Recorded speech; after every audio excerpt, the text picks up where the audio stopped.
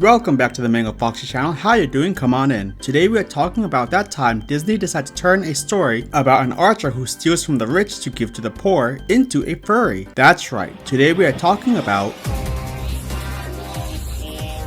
Robin Hood is an English folktale about a crack-shot archer clad in green that commits robberies to give to the poor villagers of Nottingham, usually with the help of his boys, the merry men. Although some of you may recognize Robin Hood as the guy that Fiona beats up in the first Shrek movie.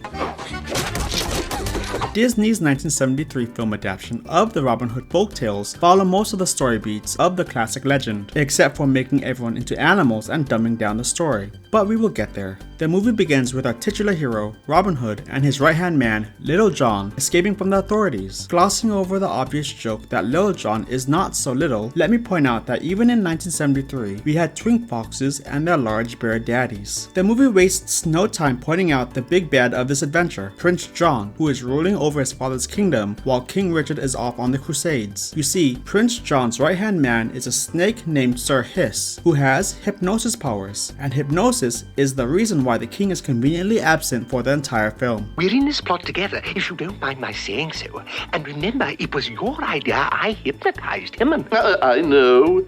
And sent him off on that crazy crusade. Couple of interesting takeaways here. First of all, have you ever seen furry hypnosis art? Well, you can thank Disney and the hypnosis snakes for that. They even have that entire crazy eye thing going on. And believe it or not, Sir Hiss isn't even the first snake to have hypnosis powers, because in the Jungle Book, the snakes do the exact same thing. Someone at Disney was clearly into hypnosis. I find it hilarious that Disney made up a character to justify why King Richard was off at the Crusades. In the original Robin Hood legends, King Richard was a king, so of course he would go on the Crusades. But because Disney knew that the Crusades would be sensitive to some viewers, they made up a side villain, named him Sir Hiss, and went, okay, so the king is actually a good guy and he only went on the Crusades because a bad guy hypnotized him to do that. You need to remind yourself that Disney was appealing to an international audience. Getting back to the plot of the film, Robin Hood and Little John, upon spotting Prince John, cannot resist the masculine urge to rob a poor defenseless prince and his freaky hypnosis snake. And so they do. After Robin finishes his robbing, Robin returns to the Hood of Nottingham and gives his robinly robbings to his hood, and then robins his hood all over. In other words, he stole from the rich to give to the poor. Later, Robin, like all foxes, is revealed to be a simp. Our boy Robin Hood has a mad crush on a childhood friend he hasn't seen in years, Maid Marian. Apparently, it does not matter if it's 1973 or 2073, maids are hot. For some of you watching this, she was your first childhood crush, and if so, you have good taste. Luckily for Robin, Marian also had a thing for her old childhood friend. Prince John, obviously still seething after just being robbed, must have known Robin was down bad for Marian, because he hosts an archery tournament with a grand prize being a kiss from Marian. Other than drive away all the boy kissers, the tournament was a trap for Robin. Since being down bad makes people do stupid things, Robin enters the tournament, confident that he can win. That's because in terms of Robin Hood lore, his skill with a bow and arrow is so high he might as well have aim hacks on. Together with Little John, they enter the competition and curb stomp everyone. When I made a joke about Robin Hood hacking, I was not kidding. Mid-competition, someone messes up Robin's aim and he just aim hacks and wins.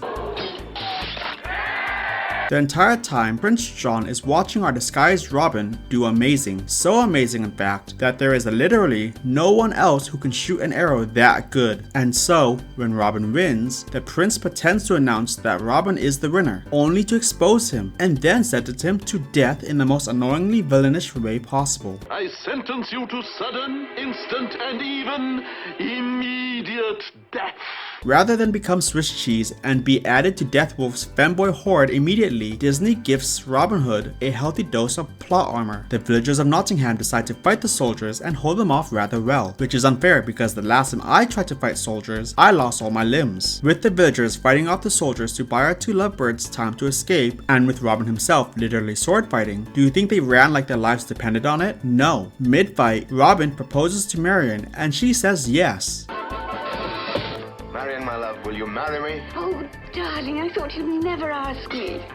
Can I remind you that they weren't even dating? This was the first time Marian had seen Robin in years. Truly insane. I wish I could speedrun love like that. After Robin and Marian do escape, the villagers decide to celebrate like Twitter users and began taunting Prince John 24/7. Prince John responds like any rich person does when they feel the slightest bit threatened. Triple the prices for everything and make not being able to afford things illegal. Double the taxes. Triple the taxes. Squeeze every last drop. And then when no one could pay triple the tax, all villagers went broke and were sent to jail. After successfully outlawing being poor, John decides to fight God, so he sends his guards to church and they start stealing money. The priest decides to go crusader mode on the guards and unleash his badass priest. But unlike other badass priests, Friar Tuck loses for one simple reason: he doesn't have a shotgun. Does Prince John realize his mistake, that stealing from the church is wrong? No. At this point, Prince John is crashing out, and so he decides to announce the execution of Friar Tuck to lure Robin Hood to his doom. Friar Tuck will be led to the gallows in the village square, don't you see? And when our elusive hero tries to rescue the corpulent cleric, my men will be ready. Fortunately, in the dead of night, Robin Hood and Little John bust everyone out of prison. But as we all know, it's the slim boys you gotta worry about. Sir Hiss wakes up in the middle of the rescue and wakes up all the guards. And then those guards go on to behave like the average Skyrim NPC and end up setting the entire castle on fire. With the castle burning down, it looks like Robin is trapped. But then he counters this with the power of Minecraft by jumping out a castle window and into some water.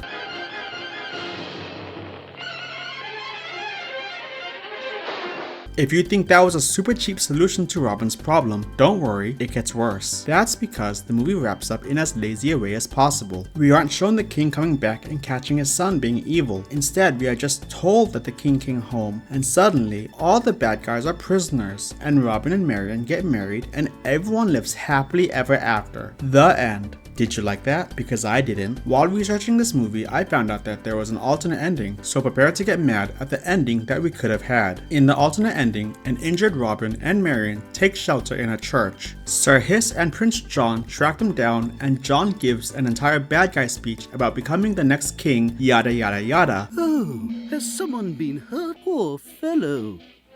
Shouldn't we put him out of his misery? All hope seems lost until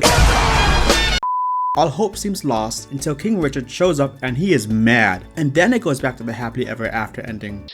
That's the way it really happened. With the villains going to jail and Marian and Robin getting married. I don't know about you, but I like the alternate ending a lot better. The official ending just goes from Robin escaping a burning castle and then hard cutting to, and the king came back off screen and put all the bad guys in jail and everyone lived happily ever after. I seriously have no clue why they didn't use the alternate ending because the original ending sucks. It's almost like Disney thought you were stupid. Hold on to that. Obviously, the biggest question is why on earth was Robin Hood a story with humans turned into a movie with anthro animals? Well, oddly enough, Walt Disney didn't originally intend for there to be a movie about Robin Hood. What Walt really wanted to make was a movie about Reynard the Fox. Reynard is an anthro fox from 12th century medieval legends, a devious trickster if you will. But there was one small problem. Walt Disney thought a movie about Reynard the Fox was too sophisticated for you, the audience. Your tiny brain couldn't handle his story. But, like a suspiciously wealthy furry trying to inject his persona anywhere they can, Disney tried so hard to make Reynard the Fox have its own movie. First, he wanted the characters in the 1950 film Treasure Island to tell stories about Reynard the Fox in animated segments. That didn't go anywhere because Treasure Island became Disney's first live-action film. Then, Disney wanted to put his furry obsession into a musical featuring Reynard the Fox as the villain, which got cancelled in order to make the movie The Sword in the Stone. Unfortunately for Walt Disney, he proceeded to die in 1966, and although he didn't get to see an anthro fox corrupt a generation and indirectly lead to the furry fandom, his successors would fulfill that prophecy. In 1968, animator Ken Anderson was on a fishing trip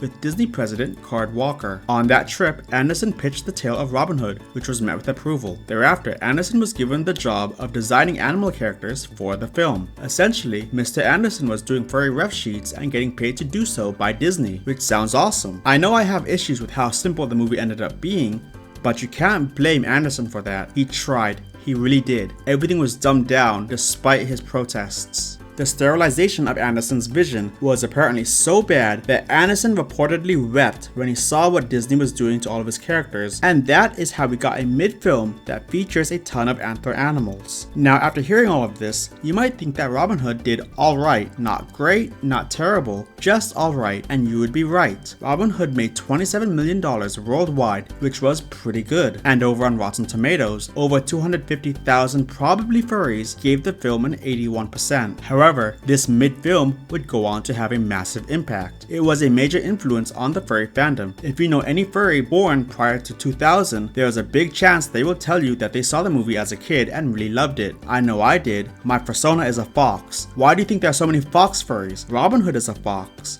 Coincidence? Maybe, but I don't think so. Robin Hood, which first exposed a lot of people to antler animals, would inspire the movie that would directly lead to many people joining the fandom. The director of Zootopia has got on record to say that Robin Hood was his favorite film growing up, and as a result, a major influence for Zootopia. I grew up on Robin Hood, which was Disney's Robin Hood that came out in the 70s, and we thought, wouldn't it be great to do a film like that with animals that wear clothes like us and walk around and talk and use cell phones and iPads or iPods. Now I know what you guys are thinking. Yeah, Robin Hood is a weird movie that kicked off a bunch of weird things after a weird development cycle. That's nice and all, but what you really want to know is whether I would consider Robin Hood to be furry bait. There's only one way to find out. Of course it is. You knew that. Thank you so much for watching. If you like this video, please like and subscribe. And if you really like this video, consider becoming a channel member or a patron, both only $1. Have any other furry bait ideas you want me to cover? Let me know in the comments below, and I will see you in the next one. Stay awesome out there. Bye.